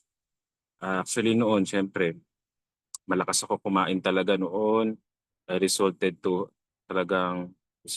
high blood, high cholesterol. Alam mo yun, napabayaan ko din yung sarili ko. Then some point of my life na yung naging Kristiyano na ako, may point sa buhay ko na alam mo yung nag-shutdown na ako. Ano ibig sabihin ng shutdown? Ayoko na mag-ministry, ayoko na lahat, ayoko kumausap kahit kanino. Wala. Gusto ko lang matulog, magpahinga, matulog. Ayoko na mag-isip. Nag-shutdown ako noon, naalala ko. Kasi ako ay napagod. Napagod sa lahat. Kasi meron dumating sa buhay ko na parang nandun ako na ginagamit na ako ng Panginoon noon eh. Tapos sobrang ang dami ko naman ministry. Sobrang dami. Tipo yes nang yes sa lahat, on the go. Yes, yes, yes Lord, yes Lord. So na-extreme naman ako doon sa part na yon. Tapos nawala yung ko noon eh, nawala yung intimacy ko sa Lord. Kaya ako napunta doon sa kulto na church. No, kaya iniwan ko yung pananampalataya ko na Trinitarian faith, no? So napunta ako sa isang kulto. Mabilis ako na hulog noon sa ganong kasalanan, sa ganong pagtalikod because of imbalance. I found myself na parang, alam mo yung, although I am a leader, parang nandun ako sa punto na parang masyado ako nakafocus sa numbers. Nakafocus ako masyado doon sa product at result. Karamihan kasi sa leaders ganun eh, result-driven at goal-oriented. Pero I forgot the main thing, who is God whom I serve. And then, yun nga, hanggang napunta na nga ako sa kulto, then dumating ako sa buhay ko na wala akong time sa family ko, parang alam mo, borders ka na sa bahay. Pupunta ka ng Laguna, ganyan-ganyan, pupunta ka doon. Parang wala ka lang sa bahay eh. Tapos, hindi mo na naman nangyayari sa pamilya mo, ganyan-ganyan. Parang wala silang kuya, ganun. Hanggang nangyari nga yung kay Papa, mga ganyan. So, yun yung mga regrets ko sa buhay na itinuwid ako ng God doon. Na talaga it's really without God who is the first, 'di ba? At hindi natin na prioritize at hindi natin na balance ang mga sa buhay natin, it will result talaga sa failures. Yan talaga yung na personal na realize ko in times ngayon. Kaya totoo 'yun, napagod din talaga ako. Ikaw ba naman yung ano wala ka ng me time sa sarili mo, 'di ba? So parang bigay ka na ng bigay sa iba. Parang parang dumating ako sa punto nun na wala ba akong karapatan matulog, kumain na masarap? Parang lahat na lang ba ibibigay ko ang buhay ko sa iba? Oo, God called us to do that, to offer our lives to other people. Pero hindi naman yung tipo magpapakamatay ka, suicidal, ang ministry, 'di ba? So dumating ako sa ganun doon, suicide sa ministry. For the sake of, siguro nagkaroon ako ng pride and self-glory. Magaling ako kasi parang ang dami ko na-accomplish, dami kong kaluluwa na nadala sa Panginoon. Pero that's the painful thing for a servant of God. Salamat sa Lord kasi napagdaanan ko yon. Kasi pinarealize sa akin na Lord, kuya din ako anak din pala ako. Dumating sa punto ng buhay ko, boyfriend din pala ako, fiancé din pala ako. Dumating sa buong buhay ko, empleyado ako at nagli-lead ako ng mga tao. Alam niyo yun, parang I need to balance those things at anihin ko yung priority ko sa buhay ko. Katulad sa work, tama yung sinabi ni Ying, nakarelate ako. It's a new wisdom for me na hindi naman pala equal. Actually, never magiging equal kasi 24 hours yung binigay sa atin ng God. Tapos ako personally, ang trabaho ko, 10 oras ako nasa office. Plus mo yung biyahe, so 12 hours kang wala sa bahay, no? So, meron ka na lang 12 hours na ima-manage. So, ilang oras ka matutulog? 'Di ba dapat ang healthy 7 to 8 hours. So, 'di ba yung ganung bagay, so how do you manage yung isang araw na yon? So, hindi talaga pwedeng maging equal. It's a matter of prioritization. So, salamat sa Panginoon talaga kasi meron tayong TGPM. Nadala ako ng God din dito kasi merong curriculum. Nakita ko sa curriculum, meron pala dun, kailangan ko mag-exercise. Actually, nakakalimutan ko yan. Napagalitan ako ng doktor doon last time. Sabi, kahit anong inom ng gamot, tapos anong diet mo, kung di ka naman nag-exercise, mabilis nang bumalik yung cholesterol. Tama ba? Kasi inutusan din tayo ng God na maglaan, na alagaan ng ating sarili. Hindi lang yan sa pagkain ng tama, no? Kundi sa pag-ehersisyo. So nabasa ko nga doon, pag ikaw daw pala nag-exercise ng 2 years, babata ka daw ng 20 years yung heart mo. Sunod-sunod na, consistent kang 2 years nag-exercise, yung heart mo daw, ano daw siya, babata daw siya ng 20 years. Grabe talaga, no? So talagang ang Diyos talaga, ang ating creator. Salamat sa mga ganong wisdom ng God, mga practical things na kailangan natin matutunan. And tingnan nyo na lang yung isang araw, no? May araw, may gabi. Nilalang ng Diyos ang araw at gabi para sa gabi magpahinga, sa araw gumawa. Doon pa lang, di ba? So parang si Lord talaga, balance talaga si Lord sa creation niya pa lang kung paano niya tayo kinreate. Kinreate niya tayong matulog at kinreate niya tayong maging tao, hindi maging superman at superwoman. Ayun yung natutunan ko. Hindi ka superman. Hindi ka superman sa pamilya mo. Ay, natutunan ko kasi breadwinner din ako. A tendency na, alam mo yung gawin mo lahat para sa pamilya mo. Pero at some point, hindi naman ikaw din talaga yung provider nila. Ang Diyos pa rin naman. Diba? So yung mga ganun. Kasi may tendency na, lalo sa mga breadwinner or mga magulang na nagpo-provide sa pamilya, may tendency gawin mo ang lahat ng kayod para sa pamilya. Pero hindi pala yun Paano kung napabayaan mo na yung sarili mo? Nagkasakit ka, na-hospital ka, tapos yung hospital bill mo, ganun din. Wala ka nang ipon, wala ka nang pera as a breadwinner, tapos nagkasakit ka pa, ospital ka pa, di ba? Yun yung resulta ng imbalance. Kaya sa trabaho na naalala ko, nag-OT ako after 2 hours noon, nag-i-stay pa ako sa trabaho. Diba? Kahit nga sa trabaho, tinuturuan kami ng work smart, hindi work hard. Yung magkaiba ang work hard. Kasi ang work hard, masigasig ka nagtatrabaho para magawa mo muna magawa yung trabaho mo, di ba? Yung work smart, paano mo magagawa yung trabaho mo na imbis na 10 hours mo siya magagawa mo lang siya ng 7 hours. Ganon yung work smart. Di ba? So, ganun pala talaga dapat. So, yung pagiging work smart daw, it comes with priority, it comes with wisdom. Hindi naman lahat ibig sabihin nagkandamatay ka na sa trabaho, suicidal ka na din sa trabaho. Hindi ibig sabihin na mukhang stress ka sa trabaho ay okay ka na magtrabaho, excellent ka na. Hindi pala ganun yun. Dapat, kung natatapos mo yung isang bagay ng ahead of time, na ano lang yung urgent at priority. Baka yung ibang mga bagay, ilaan mo sa ibang araw. So, ganun pala. Tapos, tutulang ko din, kumain ka. Alagaan mo ang sarili mo. Ano mo sabing mahal mong iba kung sarili mo hindi ka kumakain. Tapos, ito yung na-realize ko din, magpipreach ka, maglilingkod ka naharap ka sa tao, tapos mukha kang stress, mukha kang parang hindi anak ng Diyos. Alam mo yun? Stress, may sakit. Ano masasabi sa tao na you are beloved?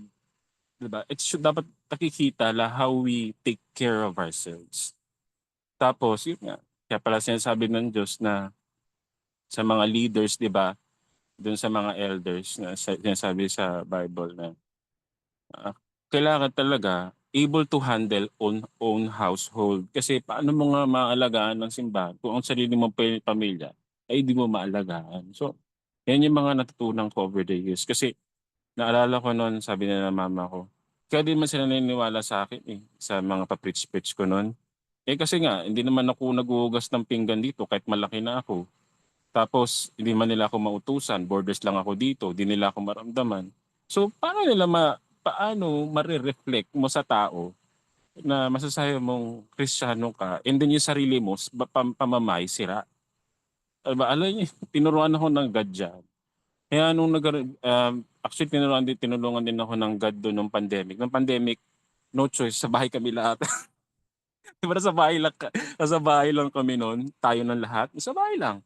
No choice, di umaalis sa bahay, lahat sa bahay. So yun, doon yung time na buong Christian yung family ko at yun din yung time na na-sharean ko sila at naniwala sila sa sinasabi ko. At doon din si mama na born again. Alam niyo yung talaga, praise God talaga. Talaga tama yun, God tapos next family.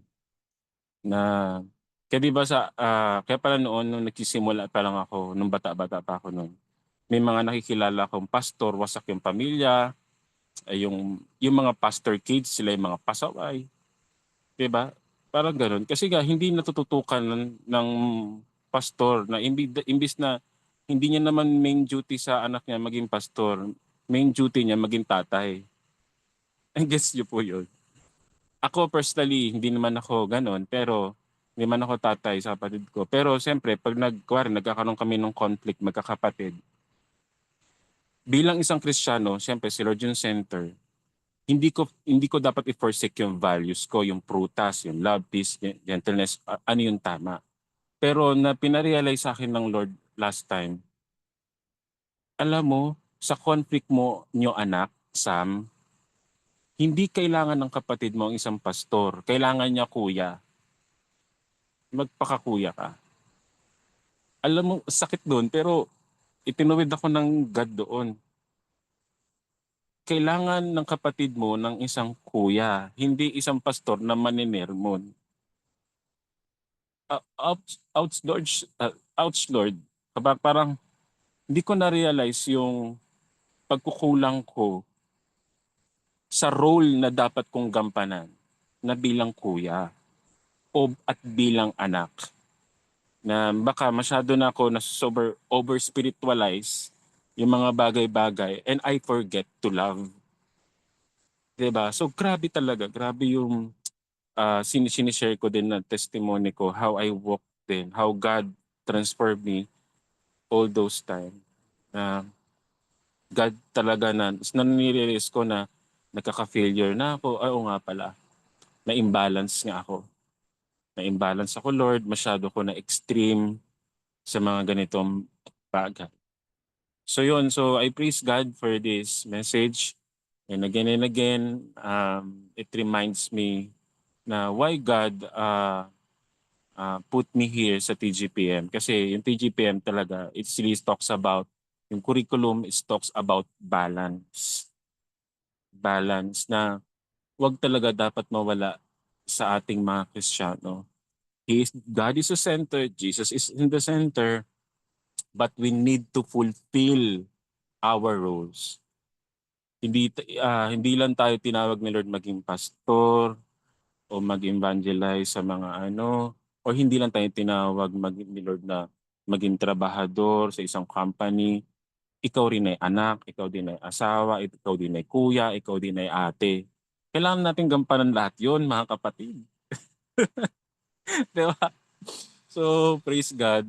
Kaya till nyo si Jesus, si Lord, talagang nyo, di ba? Tinan nyo, hindi sa John 15 ko mababasa ninyo. Although, disipulo niya yung 12 na yon, pero tinuturing niyang kaibigan yung mga yon. Tapos meron nga siyang 3 circle. Tingnan niyo kung gaano kabalance si Jesus.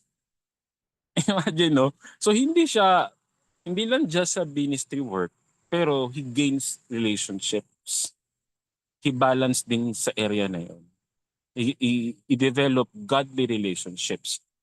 Kaya napaka-important natin ng community na hindi lang talaga, natutunan ko, hanggat maaari, di ba, nung nagbukas na yung church talaga, iba rin talaga pag may local church ka. You need to have a godly Christian friend. Kailangan mo talaga ng community na tatawa with you, kakain with you, magpipray at lalago sa pananampalataya with you, journeying with life with you. Kasi kami dito, limited lang din yung role namin bilang servant of God. Almost pa nang ma-attend dito is talaga nasa OFW. Yung interaction natin medyo limited. Pero iba yung nasa area kayo nasa community church kayo, na uma-attend talaga din kayo, na merong involvement. Yung tipong nararanasan yung tumawa, nararanasan yung yakapin, ipag-pray, ilay hands ng physical. Alam niyo yun, yung ganun talaga. So, yun talaga dinesign ng God ang Acts Church o yung pumabasa niyo yung Book of Acts, no? Fellowshipping, breaking of the bread, talagang relationship. Grabe, napakaganda nung mensaheng ito. Maging ako ay talagang ibinabalanse ng Panginoon dyan. At maging naman tayong lahat, wala naman perfect sa atin. At patuloy tayong pinupoint ng mensahe nito kay Jesus. Kasi si Jesus talagang role model natin eh. Sa ministry, sa lahat, sa family, friendships, sa pera, paghahanda ng pera, sa trabaho, and everything. Because God, He is our creator. So yun lang naman po. And purihin ng Panginoon and glory to God. Maraming salamat po.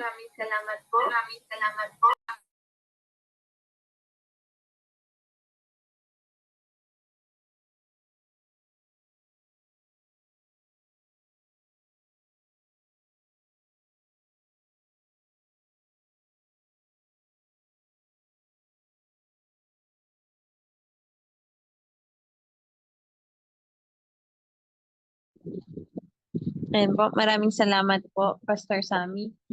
And ngayon naman po, para sa conclusion, maaari po nating tawagin si Tyreb. Hi, good evening. yung mensahe natin ngayon, talagang tinuturuan tayo na maging balanse. Very ano yan, very kumbaga beneficial talaga sa atin. Pero alam naman natin na yung pagiging balanse mula pa nung likhain ng Panginoon sa sanlibutan, makita natin na lahat yun balance. Pero nung pumasok yung kasalanan, so nakita natin nagkaroon ng imbalance, nagkaroon ng mga extreme desire. So lalo pag ang tao nasa kasalanan, so hindi talaga nagiging balanse. Di ba? Pagdating sa pera, andyan yung pagiging greedy. Yung pagiging greedy, hindi balance yan eh. Ano yan? Over yan. Okay? Meron naman na... so ganun. Throughout the Bible, makikita natin yan. Pero marami ring extreme sa Bible. For example, kay John the Baptist, extreme yan eh. Si John the Baptist, kung paano siya namuhay. Mababasa mo yan in Mark chapter 1. May kita mo yan na kung paano siya namuhay. Ang kinakain niya lang locust, yung honeybee. Di ba? Yun lang yung pagkain niya. O hindi ba extreme yan? Siguro sabihin natin, bakit walang kanin? Parang hindi ko yata kayang mamuhay na kumain ng walang kanin, walang rice. Pero yung John the Baptist, kaya niya. Why? Pero actually, that's extreme. Kasi ang honeybee, complete food yan eh. So, akala natin extreme masyado. Complete food yan. So, ando na lahat ng nutrients, ng minerals, ng vitamins na kailangan niya para siya mabuhay. Pero ganun pinotray ng Bible, yung pagiging extreme niya, pero in the sense na yung pala ay balanse. Di ba? Hindi tayo kumakain ng honeybee, minsan lang. May nabibili tayong honeybee, peke pa. So, yan. Marami tayong bagay na binabalanse sa life natin. Mahirap. Pagdating sa relationship mo, sa family, yung ministry mo, yung work mo, di ba? Kahit kami, di ba? Ako, I try, as a pastor, nag-work ako. Sabi nung iba, bakit ka nag-work? You're a pastor. Dapat focus ka lang doon sa ministry mo. So, na-try ko rin. While working, kasi programmer ako noon eh. So, while working, then nagmi-ministry. Na-try ko rin na umalis sa work. Nag-full time sa ministry. So, maraming mga adjustment, maraming mga bagay na ang hirap timbangin talaga. Especially when you have a calling. Siguro, if you're a normal Christian, then you can do it. Pero when you have a calling, there are times you have to go to extreme. Sa mga faith natin, hindi naman tayo sasabihin lang na balance lang ang faith mo ha. Minsan mabait ka, minsan hindi. Balance. Minsan sa giving natin, lagi nating sinasabi yan, you have to have a balanced life, especially sa giving. Bigyan mo yung tama para sa Lord at para sa gastusin mo. Di ba? Naalala ko yung kwento sa Bible. Meron daw isang mayaman na umani ng sagana sa kanyang bukirin. Sabi niya, dahil sobra yung kanyang inani, anong gagawin ko? Sabi niya, anong gagawin ko? Alam ko na. Gigibayin ko ang aking maliit na kamalig at magpapatayo ko ng mas malaking kamalig. Ang gagawin ko na lang, kakain, iinom, at magpapakasaya sa buong buhay ko. O, di ba? Parang extreme naman siya doon. Parang wala na siyang gustong gawin na iba, kundi para lamang sa sarili niya. O, ang sabi ng Diyos, hangal sa gabing ito. kukunin ko ang iyong buhay. Saan mapupunta ang lahat ng pinagpagalan mo, lahat ng iyong kayamanan. Tapos may mga binanggit si David na si ah, Haring Solomon na yun nga, sabi ni David, huwag mo naman akong payamanin ang gusto, baka malimutan kita. Huwag naman akong pahirapin, baka naman maisumpa kita. So may mga ganun. May mga ganung verse. Pero may mga verse din sa Bible. For example, yung being a Nazarite. Basahin niyo in Deuteronomy, yung pagiging, in Numbers, chapter 6. Makikita niyo yan. Extreme yun, ha? Yung pagiging Nazareno. Hindi Nazareno sa Quiapo, ha? Nazarite. May Nazarite view, eh. No? Isa-separate talaga yun. Separate talaga. Kumbaga, hindi siya pwedeng uminom ng alak, hindi siya pwedeng even shall not drink any juices of grapes, fresh or dried. No? Sabi diyan, he shall eat nothing that is produced by the grapevine, not even the seed of the skin. So lahat ng kanyang buhay separated. Hindi nga siya pwedeng pagupit. He shall not raise or shall touch his head. No? Hanggang sa maging kompleto siya. Shall be holy, shall let the lack. May mga time na we have to be extreme, especially pagdating sa righteousness, sa holiness. Kasi hindi lang tayo pwedeng nasa gitna lang. For example, yung nangyayari sa gobyerno natin, di ba? May mga balance of power dapat yan. Meron tayong tinatawag na executive, may legislative tayo, meron tayong judiciary. So, pag equal ano yan, equal power yan, equal balance. Kailangan balance yan.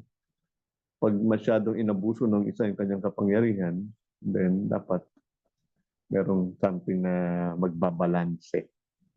Okay? Magbabalanse. So, yan yung sinasabi natin. Sa mundo natin ngayon, napakarami ng bagay na hindi balanse. Yung katawan na nga lang natin siguro sa tagal na nating umiinom ng soft drinks, hindi na ho balanse yung ano natin, yung bato natin. Hindi na ho balanse yung atay natin. Marami na. Hindi na balanse yung baga natin.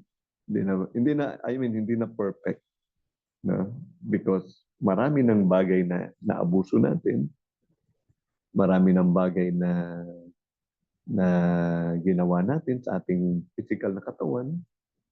Kahit yung mga relationship natin, di ba? Maraming bagay na hindi naging balance.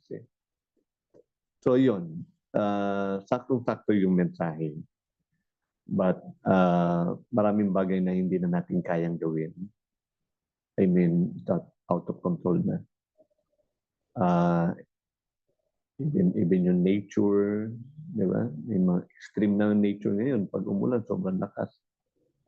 Pag umaraw naman, sobrang init naman. Di ba? So, napaka-extreme na.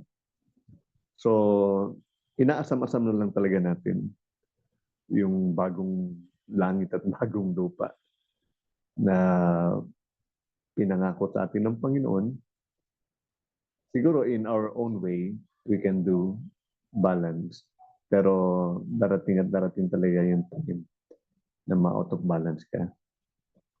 Pero yung when you are in Christ, laging i-remind sa iyo ng Holy Spirit yung kanyang salita na you have to be in the right track, the right place. Sabi nga ng Ecclesiastes chapter 3, in everything, there is a time. So yun pa lang, time natin. In everything, there is a time and a season. No?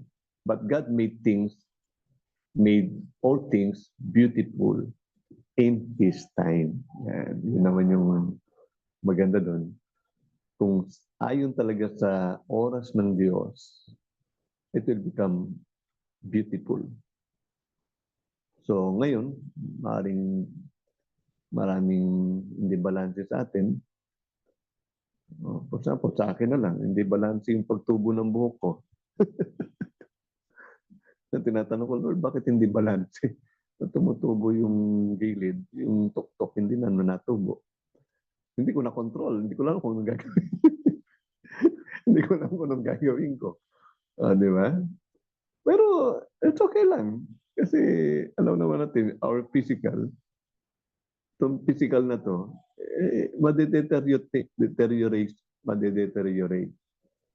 No? Kahit anong gawin natin, inom ng vitamin, exercise, there will be a time na hindi kasi pansamantala lang naman talaga to eh.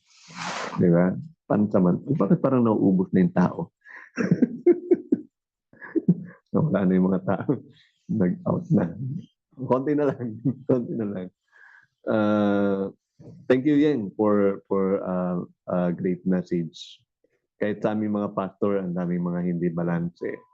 So, inaamin ko rin yan. Maraming time na kahit sinanay root ninyo di ba? Minsan, gising pa yan. Alas 2 na madaling araw. Alas 2, alas 3. Hindi na balanse yun. May mentor yun sa ibang bansa. Talagang, ako rin minsan, may inaatinan ako na kay Pastor Bruce. Inaabot ako ng alas 12 ng alauna, ganyan, alauna. Especially pag daylight, may daytime sila, daylight saving time sila, pag winter. So, nagdadagdag sila ng isang oras. Yung 11:30, nagiging 12:30. Madaling araw yun. Pero may mga ganun, di ba? No? May mga hindi mo ma-control na balansehin yung oras mo. Kasi nga, you are called for that.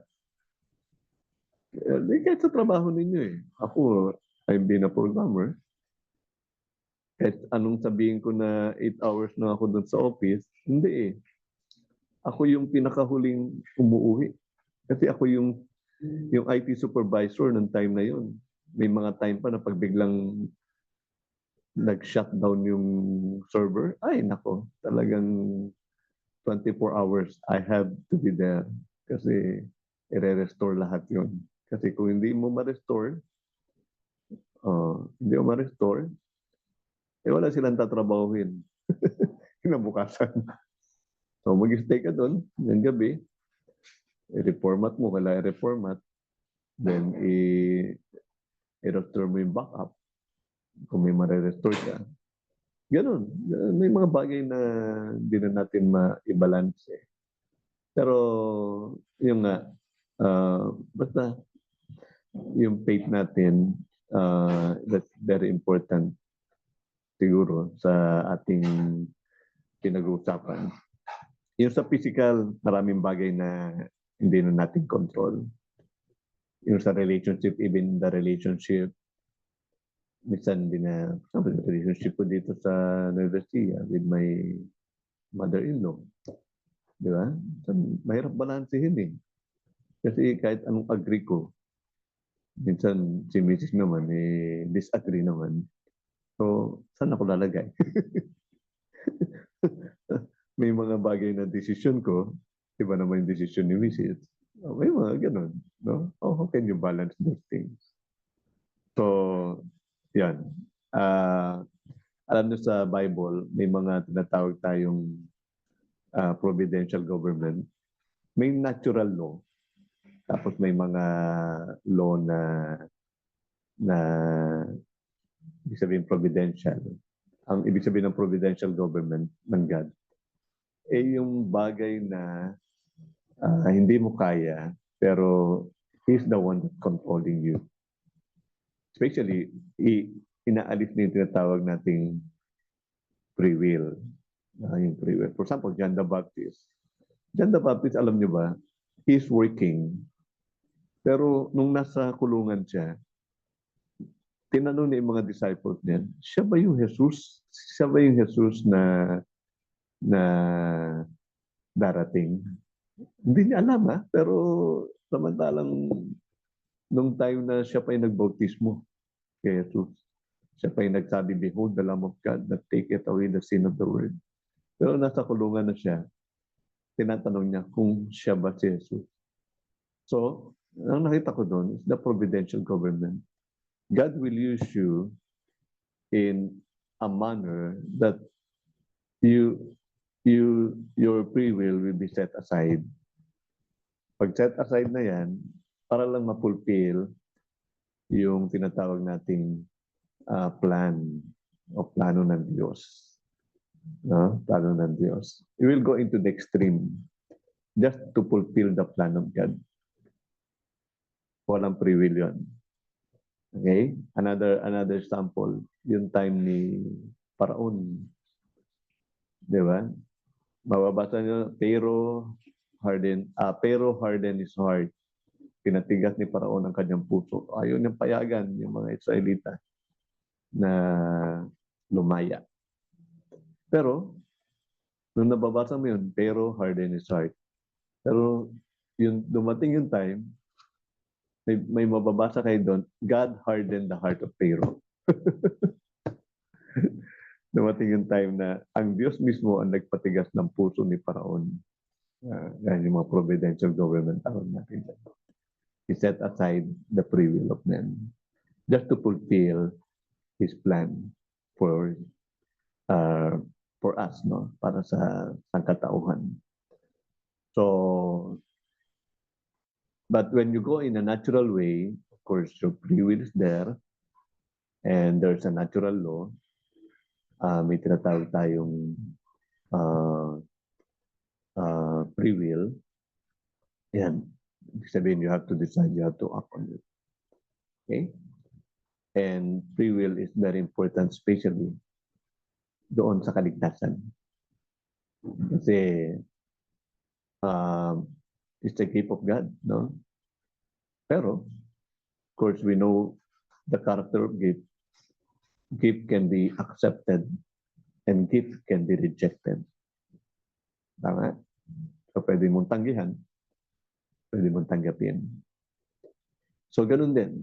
When we live in a balanced life, so may mga time, especially when you are called, no? I'm saying, especially those who are in the ministry, marami talagang extreme life. Extreme, may mga, extreme yung kanilang schedule, sobra naman. Extreme yung kanilang mga itinerary. Di ba? May mga ganun. But we cannot condemn it because, as long as we are in the will of God, alam natin na it's okay. Kahit ang Panginoong Yesus, marami siyang extreme na bagay na ginawa. Pero, of course, it's a part of His ministry. It's a part of His life. It's a part ng pagsunod sa kalooban ng Ama. So, yun lang. Thank you very much, Jeng, for the message. Okay? So, magandang gabi sa bawat isa.